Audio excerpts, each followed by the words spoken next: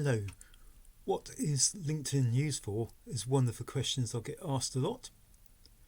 LinkedIn is used for connecting businesses with the solution to their problem, which could be in the form of an employee via the CV service that LinkedIn provides, or by connecting with information from research,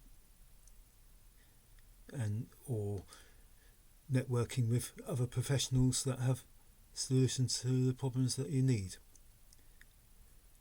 In order to make LinkedIn work for you, you've got to know what you need, and how to work it.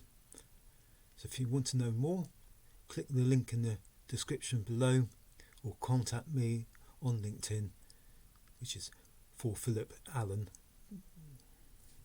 the number 4, then Philip Allen. Click on the link in the description below. Thank you.